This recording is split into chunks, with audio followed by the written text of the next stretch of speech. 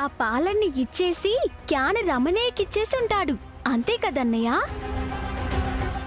లేదమ్మా, పాలన్నీ నేలపాలయ్యాయి.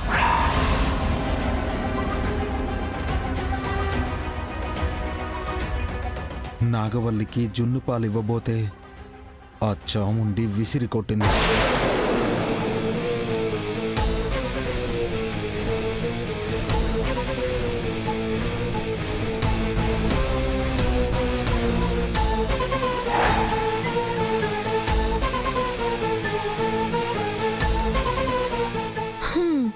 అంత ఆశ్చర్యపోతారేంటి? ఆవిడ ఆ పని చేయకపోతేనే ఆశ్చర్యం. అయినా ఆ ఇంట్లో వాళ్ళ గురించి తెలిసి కూడా జున్ను పాలు ఎలా తీసుకుని వెళ్ళావు బావా? ఆడపిల్ల అత్తారింటికి వెళ్ళిపోయిన తర్వాత తన ఇష్టాలు, ఆశలు అన్నీ ఇక్కడే వదిలేసి వెళ్ళిపోతుంది శివ. అక్కడ అడిగినవన్నీ తెచ్చిపెట్టే భర్త దొరికితే ఆ అమ్మాయి అదృష్టవంతురాలు. కానీ నాగవల్లికి ఆ అదృష్టం లేదు కదా. అందుకే ఒక అన్నగా తనకి ఇష్టమైన జున్నుపాలు తీసుకెళ్లి ఇద్దామనుకున్నాను. కానీ నేలపాలు చేసింది మీ నాన్నమ్మ. ఆ ముసల్ది ఎప్పుడు అంతే. వయసు పెద్దదే గాని కొంచెం కూడా బుద్ధి లేదు. మళ్ళీ నువ్వు నాగవల్లిని కంటికి రెప్పలా చూసుకోవడం వాళ్ళకి నచ్చదు కదా అన్నయ్య. పైగా మొన్న బాక్సింగ్ కాంపిటీషన్కి తీసుకెళ్లినందుకే చాలా కోపంగా ఉన్నారు. బాక్సింగ్ ఆడక ముందు కూడా వాళ్ళంతే కదక్కా. సావిత్రి అత్తయ్య కథలు చెప్పి మీలో మంచి గుణాన్ని తీసుకొచ్చింది, కానీ మా నానమ్మ మాత్రం కట్టుకథలు చెప్పి కొడుకుని దుర్మార్గుణ్ణి చేసింది. విత్తనం ఒకటైతే చెట్టు మరొకటవుతుందా అన్నట్టు దేవరాజ్ అన్నయ్య కూడా పెదనాన్నలాగే తయారయ్యాడు. వాళ్ళు ఈ జన్మలో మారరు. అవసరమైతే మనమే వాళ్ళ కంట పడకుండా నాగవల్లికి ఇష్టమైనవి అందించాలి. నాగవల్లిని మన కళ్ళ ముందే ఇంతలాగా ఇబ్బంది పెడుతున్నారంటే ఇంకా ప్రతి క్షణం తను ఎన్ని కష్టాలు పడుతుందో ఆలోచించు శివ. వాటన్నింటికి అడ్డుకట్ట వెయ్యాలి అంటే టైం పడుతుంది. అవును బావా, ఇంకో విషయం. సావిత్రి అత్తయ్య మీద మల్లికార్జున మావయ్య చాలా ఏళ్ల కింద మిస్సింగ్ కేసు పెట్టాడు కదా. అవును. దాని గురించి ఎవరూ మాట్లాడట్లేదు. పోలీసులు ఆ కేసుని పూర్తిగా పక్కన పెట్టారు. ఎందుకు కౌంటర్ చేయలేదు? ఇదంతా ఆరా తీస్తే ఎవరో కుట్రపూరితంగానే అత్తయ్యని ఎక్కడో దాచారనిపిస్తోంది. అమ్మ కనిపించకుండా పోయిందన్నారు. శంకర మామయ్య కూడా వెంకటాపురం వరకు వెళ్ళినట్టుగా తెలుసు అంటున్నాడు గాని ఆ తర్వాత ఏమైందో చెప్పలేదు. భారతి గారి గురించి ఊళ్ళో ఆరా తీసినా ఎవ్వరూ చెప్పట్లేదు. నిజం బావా, సావిత్రి అత్తయ్య మాత్రం ఖచ్చితంగా ప్రాణాలతో ఉంది.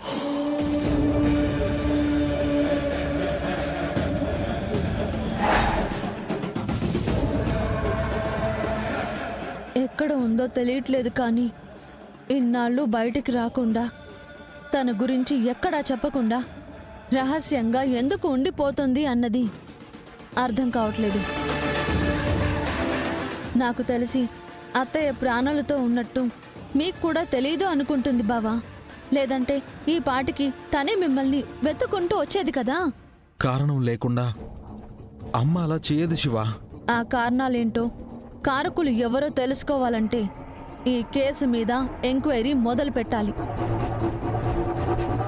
అదంతా నేను చూసుకుంటాను. మీరైతే ఎలక్షన్స్కి ప్రచారం మొదలు పెట్టండి. అసలే టైం లేదు. ప్రచారం చెయ్యాలంటే డబ్బు కావాలి కదా అన్నయ్య. అంత డబ్బు ఎక్కడి నుంచి తీసుకొస్తావు? డబ్బు అక్కర్లేదు. అత్తయ్య పేరు మీదున్న సావిత్రి టిఫిన్ సెంటర్ని ప్రచార మాధ్యమంగా వాడుకుందాం. అదేలా వదినా?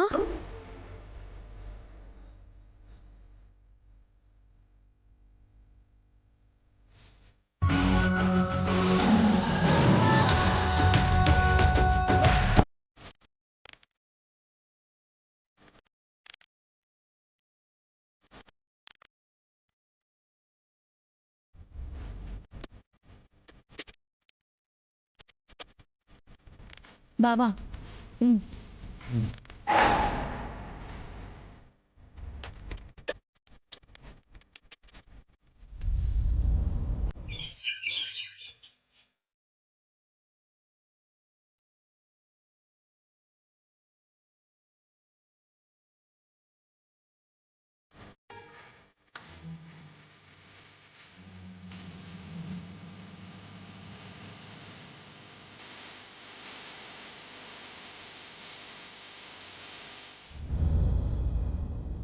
Savitramma tiffin centre.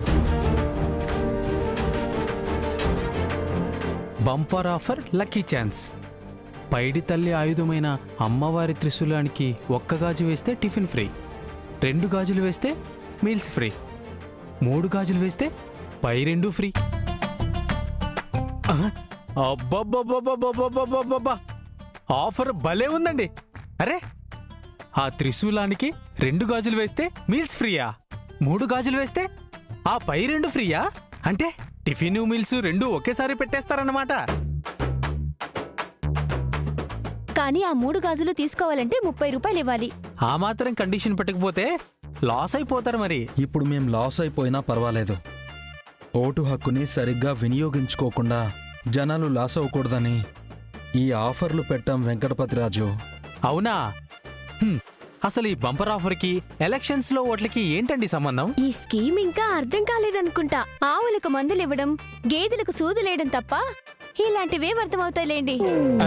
ఏయ్, ఎందుకలా ఆయన్ని తక్కువ చేసి మాట్లాడుతున్నారు? ఆయనకు అర్థం కాకపోతే అర్థమయ్యేలా చెప్పాలి గాని ఇలా ఇన్సల్ట్ చేయకూడదు. పర్లేదండి, సరదాగా ఏదైనా నేనేం ఫీల్ అవ్వను. ఆ కాసేపు వాళ్ళకి ఆనందాన్ని ఇస్తుందంటే అందులో నేను కూడా ఆనందపడతానులేండి. వెంకటపతిరాజు గారు, ఎలక్షన్లో మనకి త్రిశూలం గుర్తొచ్చింది కదా. ప్రచారంలో భాగంగా ఈ త్రిశూలం అందరికీ గుర్తుండిపోయేలా ఈ స్కీమ్ని ఏర్పాటు చేశాం. అవును బ్రదర్, ఇక్కడ త్రిశూలానికి గాజులు వేసినట్టుగా రేపు ఇదే గుర్తుకి ఓట్లు వేశారే అనుకో, గంగాబాబా అందరికీ జీవితాంతం గుర్తుండిపోయేలాగా ఈ ఊరికి మంచి పనులు చేస్తాడు. ఓహో, ఇప్పుడు అర్థమైందండి. ఇంటింటికి వెళ్ళి 2 చేతులు జోడించి ఓట్లు అడుక్కొని తీరా గెలిచిన తర్వాత చేతులెత్తేయడం కన్నా ముందుగా కడుపు నింపి రేపు గంగాధరం గారు సర్పంచ్ అయితే పేదోళ్ల కడుపు నిండుగా, ఈ ఊరి భవిష్యత్తు మెండుగా ఉంటుందని ఈ స్కీమ్ ద్వారా చెప్తున్నారు. అంతే కదా? You're right brother. ఆ, ఇప్పుడు దారిలోకి వచ్చారు. ఈ మాత్రం విషయం ఊళ్ళో వాళ్ళకి అర్థమైతే గంగాబాబా ఫుల్ మెజారిటీతో గెలుస్తాడు. ఈ ఆఫర్ అయిపోయేలోపు ఈ ఊరందరూ కూడా మిమ్మల్నే ఫాలో అవుతారులేండి. ఏమ్మా, ఇదిగో 30 రూపాయలు. ఆ గాజులిస్తే నేను వేస్తాను. అలాగే. ఇదిగో అక్క, ఈ జెండా దాటి ముందుకు వెళ్ళకూడదు. ఇటువైపు నుండి గాజులు వేయాలి.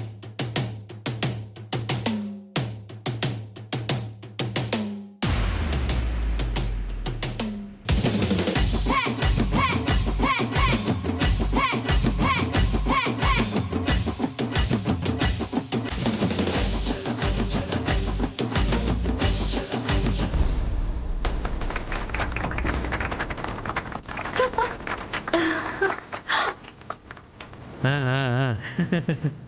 పంకజ్ ఒక్కకి టిఫిన్ ఫ్రీ. టోకెన్ ఇచ్చే అన్నయ్య.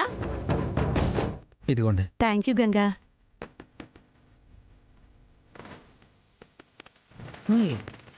టోకెన్ ఇవ్వమ్మా. నయా,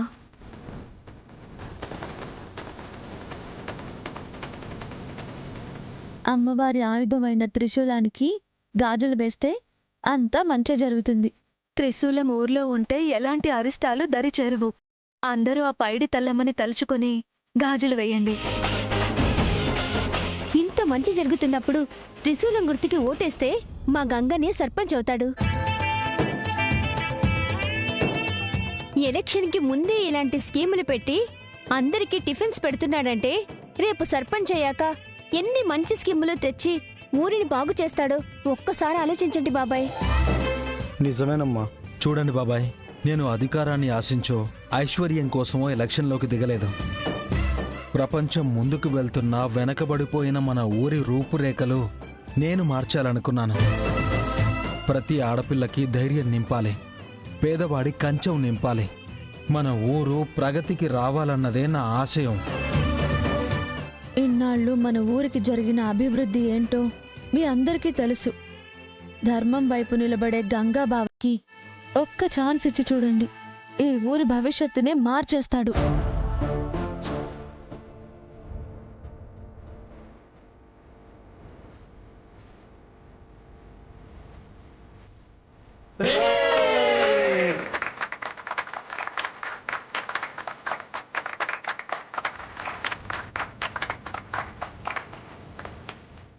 గంగాధరం గారు, ఏది ఏమైనా ఈ స్కీమ్ చాలా అంటే చాలా వెరైటీగా ఉందండి. మా చెల్లెలు అమాయకులే అనుకున్నాను గాని చాలా తెలివైన వాళ్ళని తెలుస్తుంది. వాళ్ళల్లో చైతన్యం తీసుకురావాలే గాని పిల్లులైనా పులుల్లా మారిపోతారండి.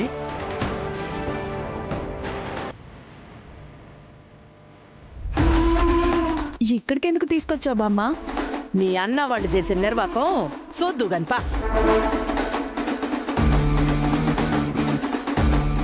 ఆ గంగా, నాకు 3 గాజులు పడిపోయాయి. ఇదిగోండి, ఎలక్షన్ అయ్యేంత వరకు మా హోటల్కి వచ్చి ఫ్రీగా టిఫిన్ చేయొచ్చు. అలాగే గంగా.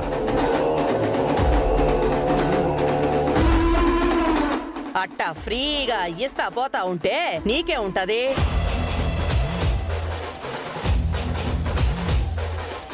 మాకు ఏం మిగలకపోయినా పర్వాలేదు గాని ఈ 3 రోజులు ప్రజల కడుపు నింపగలుగుతున్నాం అనే సంతృప్తి ఉంటే చాలు. 4వ దినం మీరు ఆకలితో ఉంటారు. నేను గెలిస్తే ఈ ఊరు పస్తులు ఉండదు. అబ్బో, గెలుస్తావనే చాలా నమ్మకంగా ఉన్నట్టుండావే. కడుపు కొట్టే వాళ్ళకి ఈ స్కీమ్ గురించి ఏం తెలుస్తుంది బావా? ఈ ప్రచారం చాలా బాగుందన్నయ్య. అందరికీ కడుపు నిండడంతో పాటు అమ్మవారి ఆశీస్సులు దక్కేలా చేస్తున్నారు. అవునమ్మా, ఇదంతా శివ శ్రీవల్లి కలిసి చేసిన ప్లానే. అక్క, నువ్వేదైనా వ్యాపారం మొదలు పెడితే ఖచ్చితంగా సక్సెస్ అవుతుంది.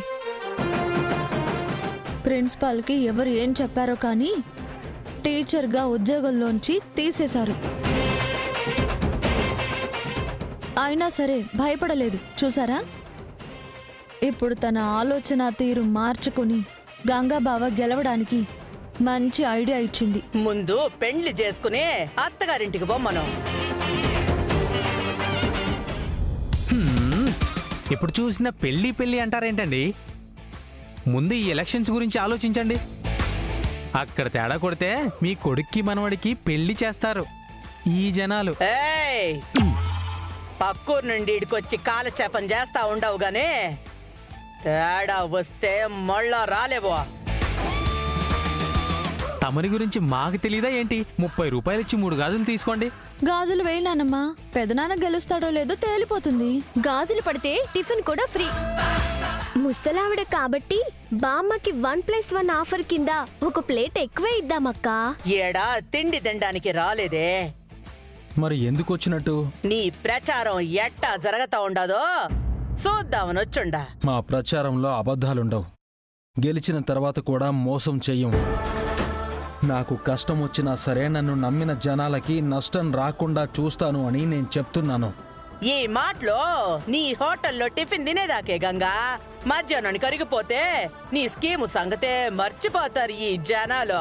చెప్పావులే గాని ముందు గాజులు వేయనానమ్మా, పెదనాన్న గెలుస్తాడో లేదో చూద్దాం. ఓడిపోతే ఆ గాజులు నీ కొడుకేసుకుంటాడా?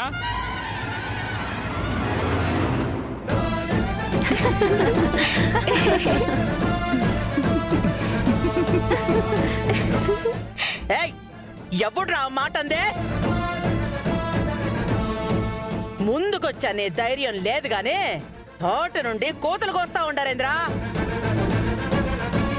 త్రిశూలానికి గాజులేసి ఎంత తింటారో అంతా తినండి.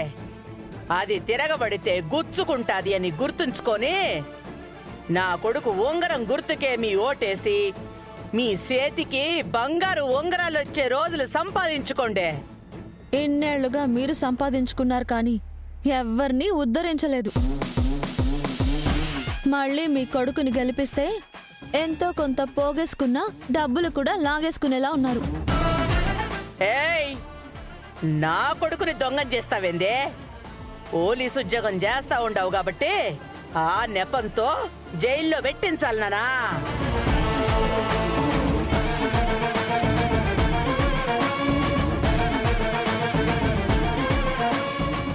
జైల్ అంటే గుర్తొచ్చిందన్నయ్య. ఈ రోజు మమ్మల్ని కోటగిరి జైలుకి ఎక్స్కర్షన్ కి తీసుకువెళ్తున్నారు.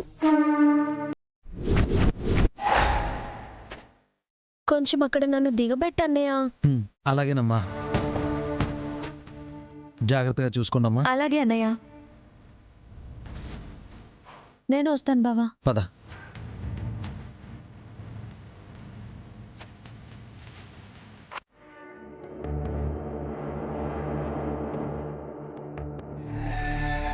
ఈ విషయం వెంటనే పెద్దోడికి చెప్పాలా?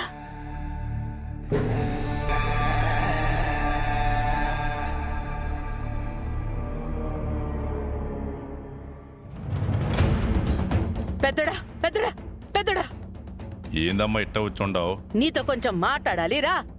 సర్పంచు వస్తామయ్యా. ఏంటమ్మా? ఆ గంగగాడు సెల్లెళ్ళని తీసుకుని కోటగురు జైలుకు పోతా ఉండాడురా. పోతే పోనీ అమ్మా, దాందే ఉంది. పోతే పోనీంద్రా, ఆణ్ణే కదా గా సావిత్రుండేది.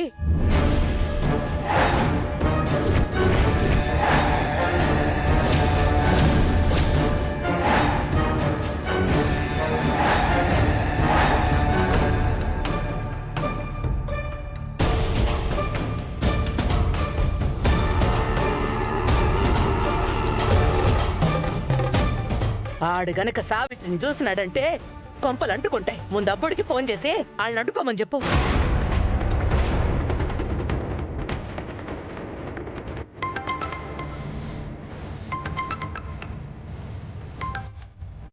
నాన్న ఫోన్ చేస్తున్నాడేంటి?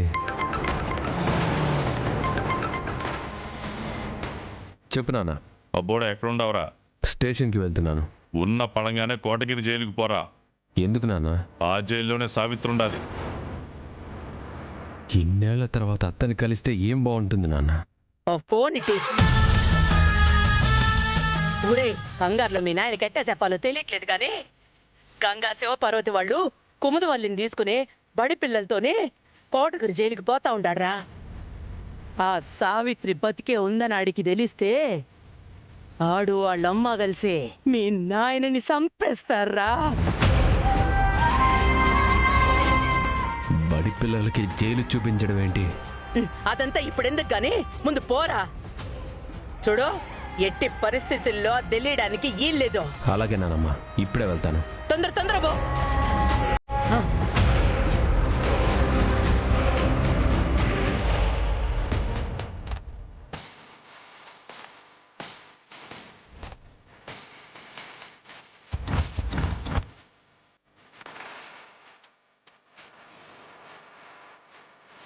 అమ్మా, నేను చూసుకుంటాను, నువ్వు ఇంటికి పో.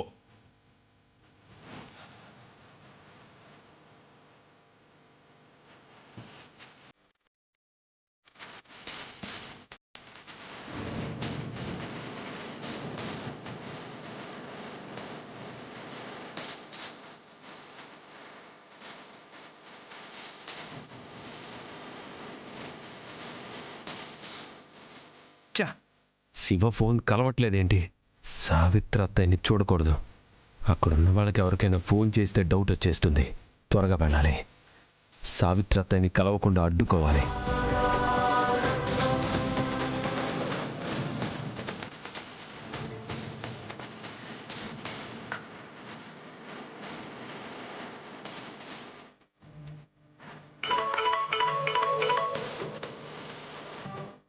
హలో బ్రదర్, ఎక్కడున్నావు? పని మీద బయటికి వెళ్తున్నాను. ఎక్కడ పని? ఏం పని? పిల్లలకి కోటగిరి స్కూల్ ఎక్స్కర్షన్ ఉందంట. స్కూల్ పిల్లలు టీచర్తో కలిసి కోటగిరి జైలు దగ్గరికి వెళ్తున్నారు. నేను చూపించుకొని వస్తాను. నువ్వు పోలీస్ ఆఫీసర్గా పనిచేస్తున్నావా లేకపోతే స్కూల్ టీచర్గా పనిచేస్తున్నావా? పోలీస్ ఆఫీసర్గానే. ఒక పోలీస్ ఆఫీసర్గా నేను పక్క నుండి చెయ్యి చూపిస్తే ఇంకా బాగుంటుంది. నువ్వు ఇంపార్టెంట్ పనులు పెట్టుకొని పిల్లలతో తిరుగుతావా? నువ్వు ఎట్టి పరిస్థితుల్లో పోలీస్ స్టేషన్కి రావాలి. సారీ బ్రదర్, నాకు ఒంట్లో బాగోలేదు. జస్ట్ ఇప్పుడే హెడేక్ వచ్చింది నీ ఫోన్ వల్ల. బాయ్. సిక్ లీవ్ పెట్టాననుకో. శివ శివ ఏంటంట? ఎప్పుడు ఉండే నసే. నేనే వెళ్ళాలి ఫాస్ట్గా.